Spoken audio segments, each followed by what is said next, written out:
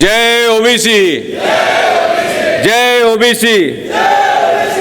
सर्व महापुरुषांना अभिवादन करतो आणि आजच्या या राष्ट्रीय ओबीसी महासंघाच्या तिसऱ्या अधिवेशनासाठी उपस्थित आजच्या कार्यक्रमाचे अध्यक्ष, या सत्राचे आशिष जीवतोडे, या कार्यक्रमाचे स्वागताध्यक्ष आदरणीय तायवाडे सर, या मंचावर उपस्थित आदरणीय विजयभाऊ वडेट्टीवार, आदरणीय राजकुमार सैनीजी, आदरणीय अविनाश वारजूरकर, आदरणीय वामनराव चटपसाहेब, हरी इपन्नापल्ली, प्रमोदजी मानमोळे, अली अनवर अन्सारी, वी हनुमंतराव, मधुकरराव कुकडे, माजी आमदार पटलेजी, चंद्रकांत बावकर, इंजिनियर मुरलीधर टेंबरेजी, इक्बाल अली अन्सारीजी आणि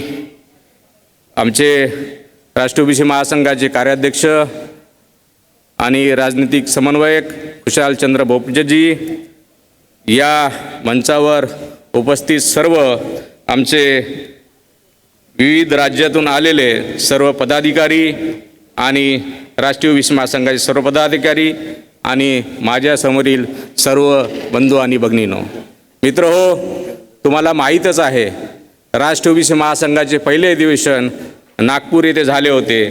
त्यानंतर दुसरे अधिवेशन 7 ऑगस्टला दिल्ली येथे झाले होते आणि हे तिसरे महाधिवेशन मुंबई येथे होऊ घातलेले आहेत।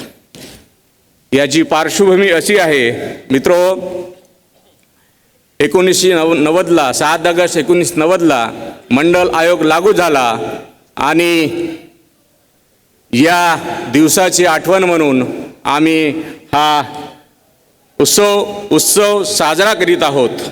मित्रहो,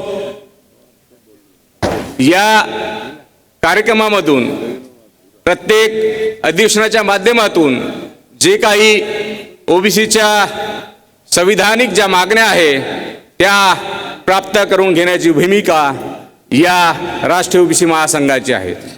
म्हणून परवाच 2 ऑगस्टला राष्ट्रीय ओबीसी महासंघाला संविधानिक दर्जा प्राप्त झालेला आहे आणि राज्यसभेमध्ये सुद्धा तो पारित झालेला आहे।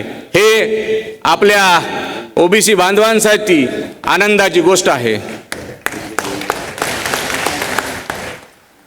तसेच या अधिवेशनामध्ये आम्ही ज्या 2 मान्यवरांचा सत्कार करणार आहोत त्यामध्ये पूर्व न्यायमूर्ती ईश्वरा सर, आमचे राष्ट्रीय ओबीसी महासंघाचे ते मार्गदर्शक आहे, आणि दुसरे शब्बीर भाई यांनी सुद्धा मोठ्या प्रमाणामध्ये भारतामध्ये काम केलेले आहेत। म्हणून यांचाही सत्कार करणं आपलं गरजेचं आहे। म्हणून आज या ठिकाणी यांचा सत्कार होत आहे। या अधिवेशनामध्ये आम्ही ज्या 24 मागण्या ठेवलेल्या त्या संविधानिक मागण्या आहे। या संविधानिक मागण्या मंजूर करून घेण्यासाठी हे राष्ट्रीय ओबीसी महासंघाचं तिसरं अधिवेशन आहे आणि एवढंच बोलतो आणि माझं प्रास्ताविक भाषण थांबवतो। जय ओबीसी, जय ओबीसी, जय ओबीसी। आज ओबीसी महासंघ का तीसरा अधिवेशन, मुझे अपार प्रसन्नता है कि हमारे जो लोग हैं प्रयासरत हैं। हमारे यहाँ पर बब्बन राव तायवाड़े ने जिस प्रकार का अनूठा प्रयास किया, मैं बधाई देता हूं और बधाई देता हूं मैं जो हमारे आयोग के चेयरमैन रहे ईश्वरैया जी को, और बधाई देता हूं आप के बीच में बहुत सारे महानुभाव बैठे हैं। मैं नाम लेने लगा तो कोई छूट गया बीच में, अच्छा नहीं लगेगा। मंचासीन सभी नेताओं को प्रणाम करता हूं, जो ओबीसी की जिज्ञासा, जो ओबीसी के लिए मन में कुछ दर्द रखते हैं और ओबीसी के लिए कुछ कर गुजरने की ठाने बैठे हैं। मैं सभी मंचासीन नेताओं को बधाई देता हूं और बधाई देता हूं आपको, जो आज दूर दराज से उठ करके अपना कार्य अपना छोड़ करके आज यहां पर इस ओबीसी महासंघ के अधिवेशन में आप पधारे। मैं किन शब्दों से आपका शुक्रिया अदा करूं कि हमें किसी से कोई गिला नहीं है, गिला हमें अपनों से है। कबीरा खड़ा बाजार में सबकी मांगे खैर, ना काहू से दोस्ती और ना काहू से बैर। हमारे लोगों को इस्तेमाल करने में जो 70 साल से अनेकों चालें चलने के उपरांत आज आजादी के 70 साल बीत जाने के बाद भी हमारा जो हाल अंग्रेजी सल्तनत के समय था, उससे भी बदतर हालत आज हम जीने को मजबूर हैं। मुझे लगा कि हमारे बहुत सारे नेता इस ओबीसी के उत्थान के लिए प्रयासरत हैं, लेकिन जो प्रयास हमारे नेता लोग कर रहे हैं वो प्रयास नाकाफी है। अभी अभी एक डीडी चैनल न्यूज की बाइट में सुन रहा था, हमारे नेताओं ने भी उसके ऊपर अपने विचार प्रकट किए, मैंने भी उसके ऊपर 2 शब्द रखे कि हम उन सब नेताओं को सपोर्ट करें, चाहे वो किसी भी पार्टी से टिकट लेकर के आया, अपने लोगों को सपोर्ट करना सीखें। लेकिन मैं इससे भी अलग हट करके आपके बीच में एक प्रस्तावना करना चाहता हूं। अगर आप सभी यहां से एक रेजोल्यूशन पास करें कि जब तक हम अपने आप में आगे होना नहीं सीखेंगे, आपको कोई भी आगे होने नहीं देगा, और जब तक आप आगे नहीं होंगे तब तक मांगने वाले हमेशा मांगते रहेंगे, देने वाला अपनी इच्छा अनुसार देता है, वो किसी की नीड के मुताबिक कभी कुछ नहीं देता। दशकों, सदियों, हजारों साल से हम लोगों ने सेवा भाव अपना रखा है। किसी ने माली का काम किया, किसी ने बुनकर का काम किया, किसी ने दूध पैदा करने के लिए ग्वाले का काम किया, किसी ने बर्तन बनाने का काम किया, किसी ने कपड़ा बुनने का काम किया, किसी ने हजामत करने का काम किया, किसी ने जूता बनाने का काम किया। हम सब लोग कहीं ना कहीं काम के साथ जोड़ करके हमारी जो जातियां हैं, उन सब जातियों को सिर्फ सेवा के लिए समझ लिया गया है। मानो सेवा परम धर्म है हमारा, हम सेवा करते रहें और अपने हकों के लिए दूसरे के आगे हाथ फैला करके, झोली फैला करके भीख मांगते रहें। इस हिंदुस्तान की आजादी में इन 70 वर्षों से परे अगर हम झांक करके देखते हैं, 750 साल हमारे देश में बाहर से आए लोगों ने राज किया और 350 साल अंग्रेजों ने राज किया। इस बड़े 1100 साल की गुलामी के बाद हम लोगों ने, कुछ परिवार अग्रणी होकर के आगे बढ़े, हमने उनकी चाकरी की, उनकी सेवा की, अपना सब कुछ उनको समझा। आज वही आजाद भारत में असंख्यों कुर्बानियां हमारे लोगों ने दी, लेकिन कुर्बानियां देने के बाद अगर राजगुरु सुखदेव बैकवर्ड क्लासेस के साथ जुड़ करके गर्दन कटा सकते हैं, ऊधम सिंह कंबोज जनरल डायर को मारने के लिए 7 समंदर पार जाकर के 2 साल तक बावर्ची का काम जनरल डायर के घर में कर सकता है और उसको मारकर असेंबली हॉल में अपने प्राणों की आहुति देता है। हमारे बहुत सारे वीरों ने अपनी गर्दनें कटाई, लेकिन न जाने हमारी शौर्य गाथा के ऊपर किसे इतबार नहीं, किसे हमारे भुजाओं के बल पे इतबार नहीं। बहुत सारा देखने के बाद आपकी किसी भी बैकवर्ड समाज की ना ही तो कोई मिलिट्री में रेजिमेंट बनी, ना ही कोई जुडिशरी में आपको हिस्सा मिला, और ना ही कोई एमपी और एमएलए के अंदर हिस्सा मिला, ना ही कोई चेयरमैन या एम्बेसडर और या बड़े बड़े दूसरे अकादमियों के चेयरमैन होते हैं उनमें कोई हिस्सा मिला। हमें मिला तो क्या, भाग दौड़ करके कोई एक आध किसी प्रदेश के अंदर एमपी, कोई एमएलए, और वो भी कहां से टिकट लेकर के आया, जिस आकाश से टिकट लेके आया वो उसकी टिकट की मांगी हुई खैरात की वजह से एक बंधुआ मजदूर बन करके रह गया। वो अपनी अभिलाषाओं को व्यक्त करना तो दूर, अपने लोगों को सपोर्ट करना तो दूर, वो अपने सम्मान को भी नहीं बचा सका, हमेशा तिरस्कार का पात्र बना रहा।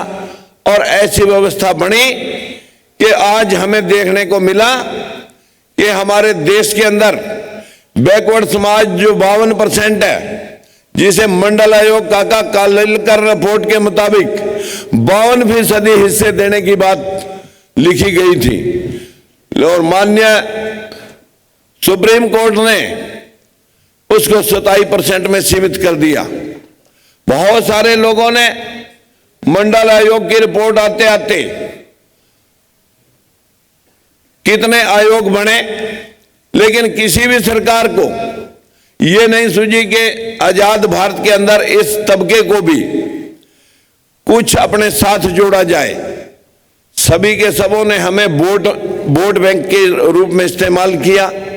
आज हमारा मानना यह है कि जिस प्रकार से बैकवर्ड समाज अग्रणी पंक्ति के लोगों से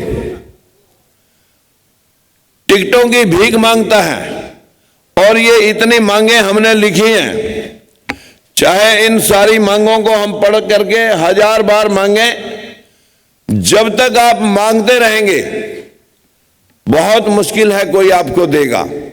क्योंकि अभी बैकवर्ड आयोग की स्थापना हुई, बैकवर्ड आयोग को संवैधानिक दर्जा मिला, लेकिन वो संवैधानिक दर्जा पहले तो वहां देखना आपका कोई आदमी सोखे इजीली तो कोई आपके आदमी को उसका चेयरमैन नहीं बनाएगा। अगर बना भी दिया तो वो किसकी इशारे के ऊपर काम करेगा, ये भी कहना अभी वक्त के अंधेरे में है। मेरा आपसे सिर्फ एक बात कह करके मैं अपना स्थान लेना चाहूंगा मित्रों, कि जब तक ये आयोग हमारे राजनीतिक हकों को सुनिश्चित 27% हकों को सुनिश्चित नहीं करता, हमारे जुडिशरी के अंदर हमारे हितों को सुनिश्चित नहीं करता, हमारे साथ हो रहे भेदभाव को एक न्यायिक प्रक्रिया के अंदर दंड की प्रावधान नहीं देता, जब तक हमारे लोगों को एजुकेशनली और सोशली जो हमारा हक है उसको प्रदान नहीं करता, तब तक मैं नहीं कह सकता कि इस आयोग से हमें कुछ लाभ हो सकेगा। लेकिन सरकार ने प्रयास किया है, मैं उसको बधाई देता हूं। अगर मन में खोट ना हो तो हम दावे से कह सकते हैं कि हमें हक मिलने में सभी सरकारें जिस प्रकार की कुचेष्टा करती रही, आज अगर ये सरकार वो रास्ता छोड़ करके हमारे लोगों को आयोग में बिठा करके और फिर इसे राजनीतिक तौर पर और हमारी जुडिशरी के अंदर, मिलिट्री के अंदर और हमारे दूसरे पदों के ऊपर हमारे लोगों को विराजमान करेंगे, तभी हम ये समझ सकते हैं कि वाकई इस सरकार में या पिछली सरकारों ने जिस प्रकार से सर्वसम्मति से ये बिल पास किया, हम सभी से अपील करना चाहते हैं कि आज तक हम केंद्रीय सेवाओं के अंदर सिर्फ 12% के अंदर पहुंचे हैं, वो भी 12% कर्मचारियों में, क्लास 3 और क्लास 4 के कर्मचारियों में 12% और ब्यूरोक्रेसी के अंदर अभी सिर्फ 6%। और मैं हरियाणा से आया हूं, हरियाणा में तो इससे भी ज्यादा बुरा हाल है। मित्रों, पूरा प्रदेश जल रहा था, पूरा देश देख रहा था और माननीय सुप्रीम कोर्ट ने बैकवर्ड क्लासेस के अंदर हो रही दखलंदाजी के ऊपर अपना फैसला भी सुना दिया था कि इसमें और दखलंदाजी बर्दाश्त नहीं की जाएगी। लेकिन इसके उपरांत भी इतनी बड़ी पार्टी जिसके पास अलायंस पार्टनर समेत 350 के करीब एमपी थे और सरेंडर कर गई, और सरेंडर करने के बाद अनर्गल तरीके से उनको आरक्षण देने के वायदे करने लगी और वायदे करते करते ये भी भूल गई कि सुप्रीम कोर्ट ने क्या फैसला दे रखा है। 5-4 मास लोगों ने वेट किया और उसके बाद पूरे हरियाणा में आग लगाई और डरती हुई सरकार ने मित्रों उनको आरक्षण दिया, जिसे जाकर के हमने फिर हाई कोर्ट में रखवाया। सुप्रीम कोर्ट का फैसला गया जन्नूम में और जाकर के उसे हाई कोर्ट में रखवाना पड़ा और हाई कोर्ट से सरकार को डायरेक्शन दिलवाई गई कि सरकार कम से कम ये बताए किस जाति की कितनी जनसंख्या है और उसके पास सरकारी पद कितने हैं। मित्रों, देखने से अचंभा हुआ कि 10% लोगों के पास 50% नौकरी और 90% लोगों के पास 50% नौकरी, और उसमें 90% में ओबीसी 52%, उसके पास सिर्फ 11% नौकरी। अगर हमारा ये हाल हुआ, आखिर कहीं ना कहीं हम दोषी हैं। जब हमारे पास 52% वोट है तो क्यों नहीं आप राजनीतिक तौर पे अपने आप को सक्रिय करते? कौन आपको आगे करेगा? अगर आप आगे नहीं होना चाहते तो साथियों आपको कौन आगे ले जाएगा? जब तक आप अपने राजनीतिक दल बना करके हर प्रदेश में बनाए, राष्ट्रीय लेवल पे बनाए। वैसे मैंने राष्ट्रीय लेवल पे लोकतंत्र सुरक्षा मंच एक बनाया था। लोकतंत्र सुरक्षा मंच को 2 सितंबर में हम पानीपत के अंदर चौथी लड़ाई के रूप में आप सभी को जहां पर इनवाइट करते हैं, लोकतंत्र सुरक्षा मंच को हम लोकतंत्र सुरक्षा पार्टी के रूप में स्थापित करके आप सभी को इनवाइट करते हैं। आप सबके सब हरियाणा में पानीपत के ग्राउंड में आए, जहां पर पहले भी देश की आजादी के लिए 3 लड़ाइयां लड़ी गई, अब आर्थिक आजादी की चौथी लड़ाई लड़ी जाएगी। मेरी आपसे अनुरोध है, प्रार्थना है, अपील है कि आप सब अगर हमारा हौसला बढ़ाने के लिए, मैंने एक पहला प्रयास किया है साथियों। आज तक हमारे बहुत सारे ओबीसी के नेताओं ने पार्टियां तो बनाई, लेकिन पार्टियां बनाने के बाद ओबीसी को भूल गए। मैंने साथियों ओबीसी के साथ हुए भेदभाव में 3 सरकारें छोड़ी।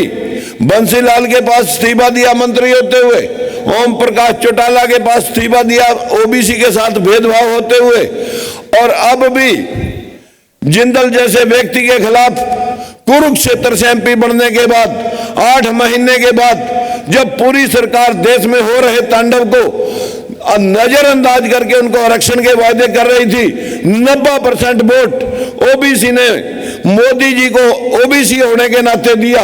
लेकिन हमारे हितों की सुरक्षा करने की बजाय हमारे खिलाफ खड़े हो गए, उनको आरक्षण देने लगे और हमारा विरोध करने लगे।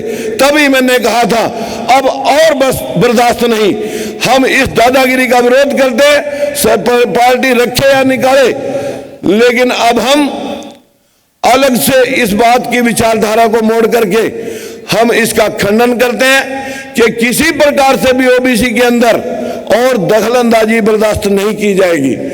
साथियों, मैं आपको प्रणाम करता हूं, आपसे अपील करता हूं, जब तक हम पिछलग्गू बनेंगे, हमारे एमपी और एमएलए बनते हैं, वो एमपी एमएलए जहां से टिकट लाते हैं उनको एक ही ट्रेनिंग दी जाती है कि अगर आपने ओबीसी के विषय में कोई चर्चा की तो आप अछूत लगने लगेंगे और राजनीति से आउट हो जाएंगे। ये बीमारी जब तक हमारे नेताओं में रहेगी, ये बीमारी जब तक हमारे नेताओं में रहेगी, साथियों, तब तक यही सिलसिला चलेगा। हमें तो अपनों ने डुबोया, गैरों में कहां दम था, किश्ती तो डूबी वहां जहां पानी कम था। हमारे लोगों ने सिर्फ अपना पेट पाला, अपनी राजनीति देखी। साथियों, मैं 3 बार इलेक्शन लड़ा, तीनों बार सत्ता में रहा और तीनों बार सत्ता के खिलाफ हुए भेदभाव में ओबीसी के लिए, इस कमजोर तबके के लिए मैंने सर्वस्व निछावर किया। आज भी मित्रों कोई सड़क छाप व्यक्ति नहीं हूं। मैं डर करके आपसे कहना चाहूंगा, भगवान से डर लगता है कि किसी को कोई भी सजा दे सकता है ऊपर वाला, लेकिन सबसे ज्यादा डर ओबीसी को लगता है, इसी को ज्यादा भगवान में आस्था ज्यादा रहती है। ये और कुछ कर्म नहीं जानते। ऑडियंस की इजाजत हो तो मैं एक छोटी सी घटना आपके सामने कहना चाहूंगा, आपकी इजाजत हो। जी न्यूज वाले सुभाष चंद्रा, जब मैं कुरुक्षेत्र में इलेक्शन लड़ रहा था तब मेरे पास आके बोलने लगे कि सैनी जी, आपका यहां पर बेस क्या है? आप तो जिला अंबाला से आए हो, आप यहां क्यों घुस गए? आप कैसे जीतोगे? मैंने कहा साहब, बेस 3 दिन में नहीं बनता।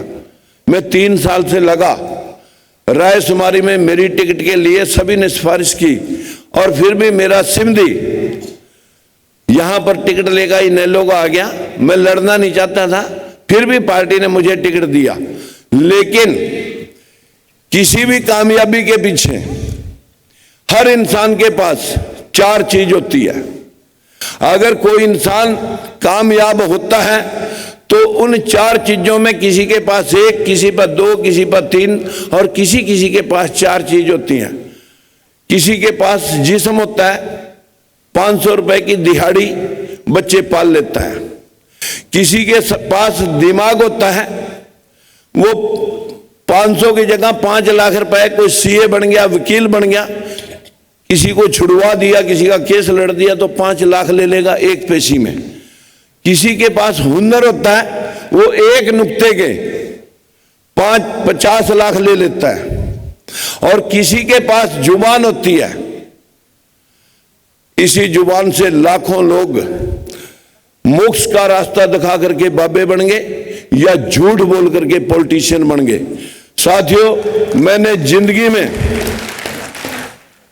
हट्टा कट्टा शरीर है, लड़ाई लड़ता हूं बेईमानी के खिलाफ, दादागिरी के खिलाफ, भेदभाव के खिलाफ। 16 घंटे काम करता हूं। थोड़ा सा ब्रेन है, गांव की पंचायत से पंच बना, सरपंच बना, ब्लॉक समिति में लड़ा, ब्लॉक समिति में रहा, जिला परिषद में भी रहा और बहुत सारी ट्रेड यूनियनों का चेयरमैन भी रहा, एमएलए भी रहा और मंत्री भी रहा। आज मैं एमपी हूं। मैं साथियों, कोई चुनाव हिंदुस्तान की राजनीति में ऐसा बचा नहीं है जो मैंने नहीं लड़ा हो। मैं अपने अनुभव के तौर पे यह कह सकता हूं, चंद्रा साहब, आपने मुझसे सवाल पूछा कि भगवान ने मुझे 4 चीज दे रखी है। मैंने कभी इंजीनियरिंग कॉलेज नहीं देखा, मशीन मेरे सामने खोल के बंद कर दो, मैं बना के दे दूंगा।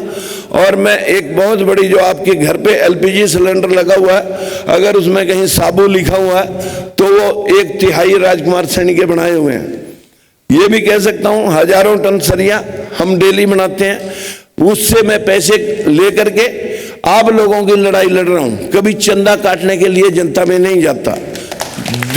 चौथी बात मैं कह सकता हूं साथियों, मैं अपनी जुबान के लिए, मैंने अपने घर के लिए, अपने स्वार्थ के लिए कभी झूठ नहीं बोला। जब भी बोला अपने लोगों के लिए लड़ा। बस इतना फर्क रह गया कि ना तो मैं जुबान के बलबूते, ना तो मैं बाबा बन सका, ना politician. I am a social reformer. मैं अपने देश का एक सिपाही हूं, मैं अपने देश की बात जानता हूं। इसके अलावा मैं किसी अपने पिता को भी नजरअंदाज कर दूंगा अगर मुझे अपने देश की कहीं कमजोरी में उसकी बात गलत लग रही हो। आज साथियों सभी पार्टियां 70 साल की आजादी में भाषण दे रही हैं। भाषण देते देते गरीबी हटाओ, बेरोजगारी हटाओ के नारे आज तक चले हुए हैं। पहली 5वीं पीढ़ी तक यही भाषण चल रहे हैं। मैं पूछना चाहता हूं, जिस दिन अविश्वास प्रस्ताव पेश हो रहा था पार्लियामेंट के अंदर, 100 बार राहुल जी ने भी ओबीसी ओबीसी दलित दलित कहा। मैंने कहा कि सभी पार्टियों ने हमारे साथ एक सा व्यवहार किया भैया, कि मैंने मीडिया के जरिए जब वहां टाइम पॉइंट ऑफ ऑर्डर पे नहीं मिला तो मैंने सोशल मीडिया से बात कही कि आप अपनी सारी पार्टियां ओबीसी के लिए एक श्वेत पत्र जारी करें। किस किसने ओबीसी को क्या दिया, श्वेत पत्र जारी करें, भाषण मत दें। बहुत भाषण सुन लिए हम लोगों ने। अब भाषण सुनते सुनते 70 साल निकल गए, सभी पार्टियों ने हमें लूटा। हमारी विनती है कि राजनीतिक दल हमने ओबीसी के माध्यम से नहीं, अपने देश के माध्यम से बनाया लोकतंत्र सुरक्षा मंच, लोकतंत्र सुरक्षा पार्टी। साथियों कहते थे कि अब पेटी से पैदा होगा, पेट से पैदा राजा नहीं होगा। कौन कह रहा है? आप श्रृंखला देख लें, अपने अपने स्टेटों में 200-250 परिवार इस सिस्टम को हाईजैक कर चुके हैं।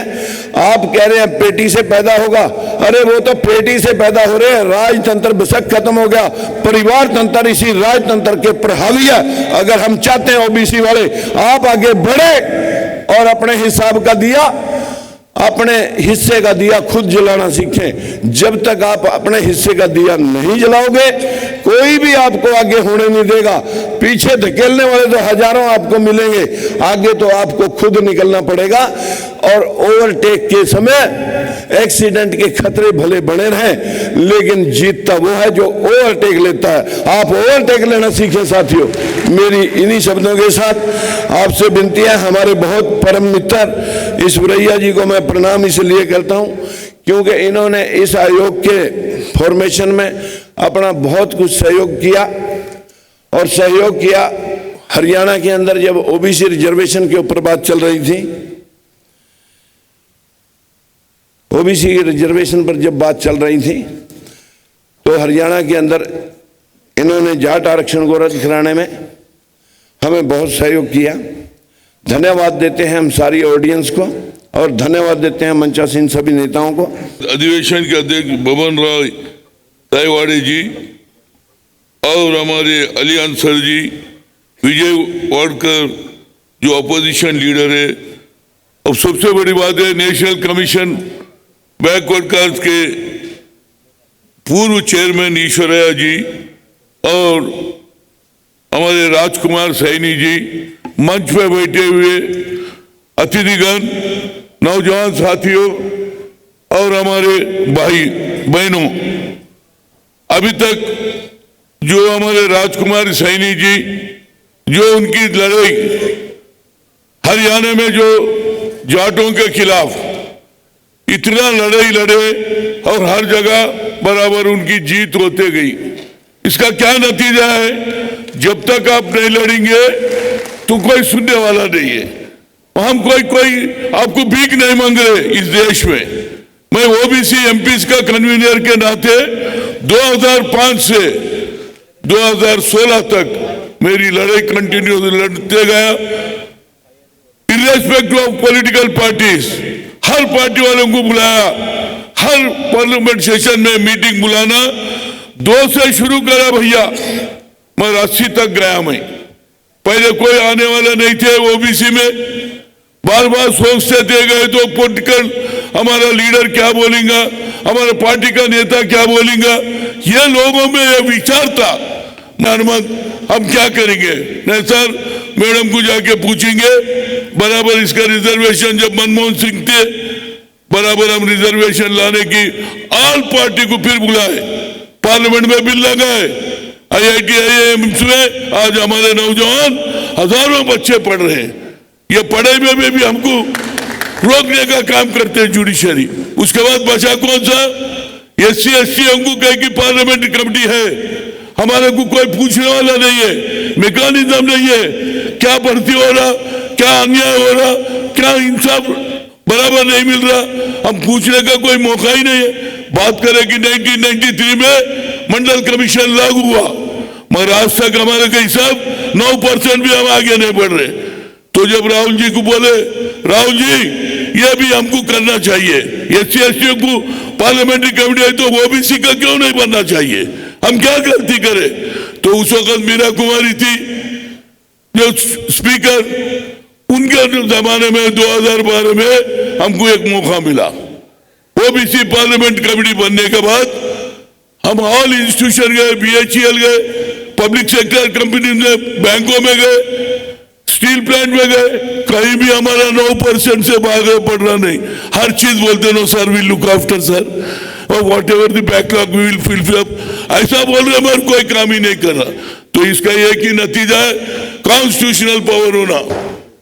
तो जब नरेंद्र मोदी प्रधानमंत्री बने, मैं 2 मरतबा मिला था, आखिरी 29 अप्रैल 2015 में मिला, एकदम 70 MPs मिले थे, हमारे अली अंसारी भी थे, उस जमाने में हमारे हुकुम नारायण सिंह जी भी थे, शरद यादव भी थे और लालू प्रसाद यादव। तो जब उससे पहले हमको एनकरेज करते थे, मगर जब वो लोग बोला क्या हनुमान जी इतने लोगों को लाए, साहब ये भी हमारा मेजॉरिटी है साहब, हम कोई लाने का नहीं है, पेट का मामला है, गरीबी का मामला है, हमारे को बराबर इंसाफ दिलाना है।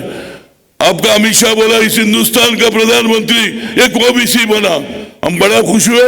आपके जमाने में भी हमारे को न्याय नहीं मिलेगा, कब मिलेगा? तो बोले हनुमंतराव जी आपका प्रॉब्लम आपको है, हमारा प्रॉब्लम हमको है। मगर कैसा कि मगर आज लोकसभा में और राज्यसभा में कॉन्स्टिट्यूशनल पावर मिला, हम खुशी है, हम मुबारकबाद देते हैं। एटलीस्ट इतने सालों के बाद लोग समझना शुरू करें। मगर एक चीज बचा भैया, क्रिमिनल, हमारे कोई क्रिमिनल क्यों भैया, क्यों क्रिमिनल? हम पार्लियामेंट OBC पार्लियामेंट में डिसाइड कर रहे थे, ईश्वरा जी नेशनल कमीशन बैकवर्ड क्लास के चेयरमैन थे, हम एक डिसाइड करें क्रिमिनल हटाने का काम रिकमेंड करें, मगर ये सरकार क्रिमिनल हटाने की बात नहीं करते हो। क्यों भैया?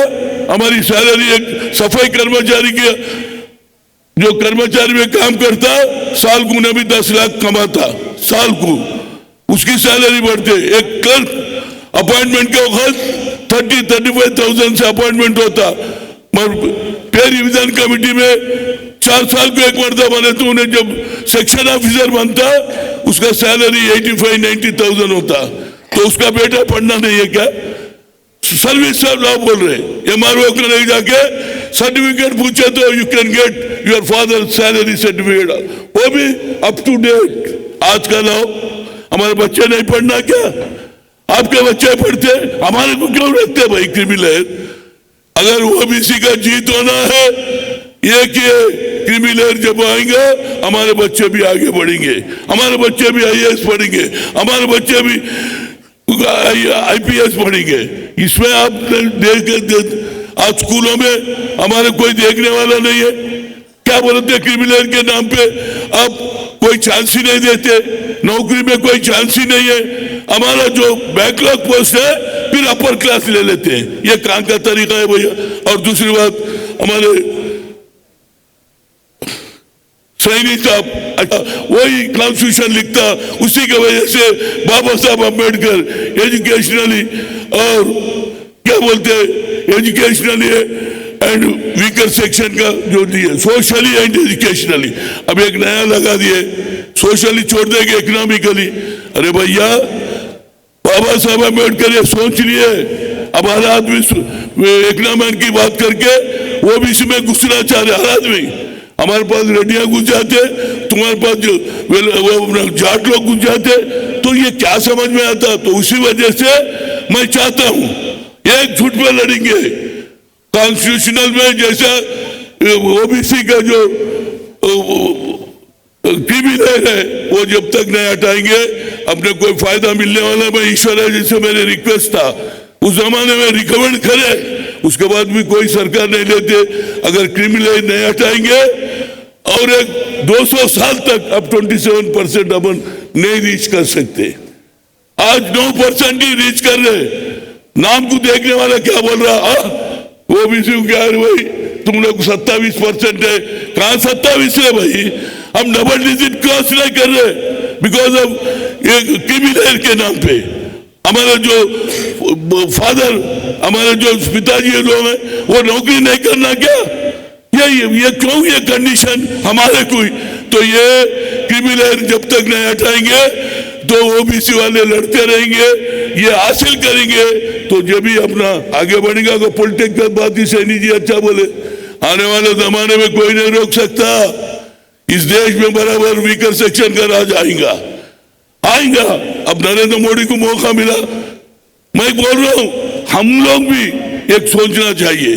पर 2 रुपए के वास्ते, एक 500 रुपए के वास्ते अपना वोट बेचने का काम बंद करो। जब तक ये वोट बेचेंगे रहेंगे, खरीदने वाला लड़िए, ये खरीदने का काम बंद करो।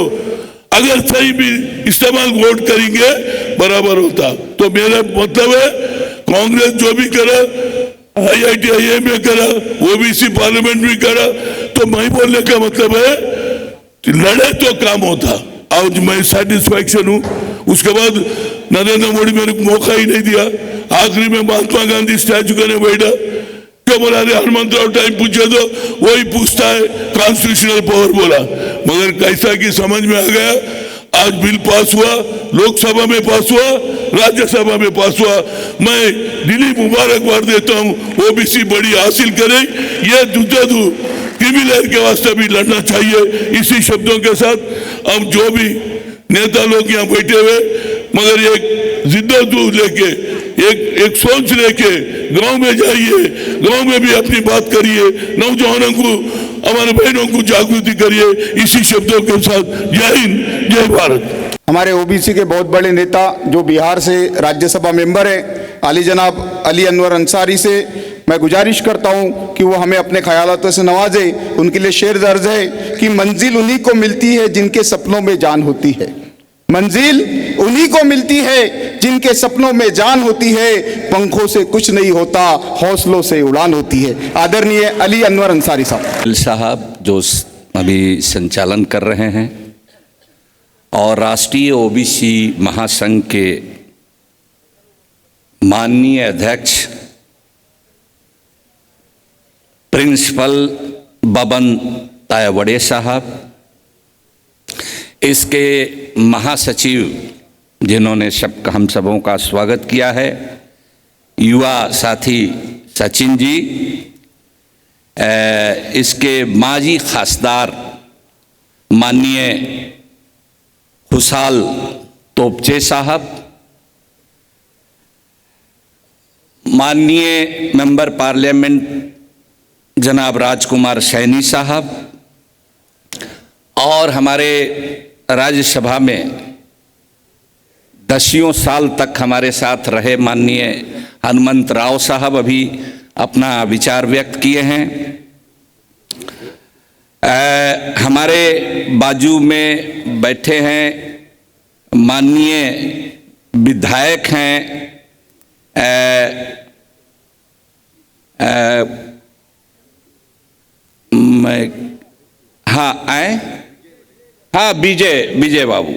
विजय बाबू असल में इनके नाम के सामने तख्ती दूसरी लगी थी तो हम हमारे सबसे पहले मैं मुबारकबाद देता हूं। हालांकि अभी उनका सम्मान होना बाकी है, लेकिन उनको सम्मान के लिए आप सबों ने चुना है जस्टिस ऐश्वर्या राय साहब। हमारे दूसरे सम्मान के लिए चुने गए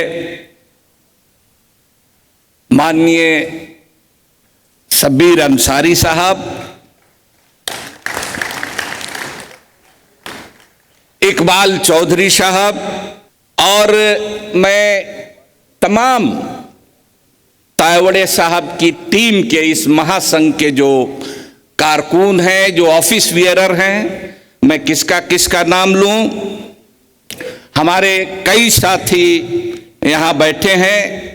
यूपी से हमारे पसमानदा मुस्लिम महाज के जनाब हाजी निसार अहमद अंसारी साहब हैं। यहाँ के वरिष्ठ पत्रकार सामाजिक कार्यकर्ता जनाब सलीम अलवारे साहब हैं। युवा साथी मतीन साहब, परवेज अंसारी साहब, हमारे दिल्ली से तशरीफ फरमा हैं सलमानी साहब। मैं इन सब लोगों ने हमको यहाँ आने की दावत दी, हमको बुलाया। आप मुल्क के मुख्तलिफ हिस्सों से आए हुए जो ओबीसी के साथी हैं, बहनें हैं, और खास करके हमारे इस सम्मेलन को शानदार बनाने के लिए और स्वागत करने के लिए जो हमारे नौजवान और नौजुवतियां वर्दीधारी वो खड़े हैं, मैं सबको अभिवादन करता हूं।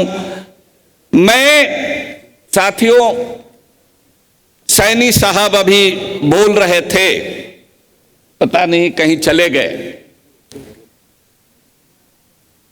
सत्ता में रहने के लिए, एक तो जाने के लिए, और जाने के बाद बने रहने के लिए बताने की जरूरत नहीं है।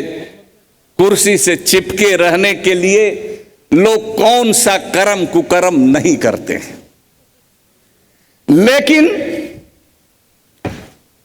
अपने शहनी साहब वैसे शख्स हैं जो जमाने के खिलाफ उन्होंने आवाज बुलंद की है, वो काबिले एहतराम है।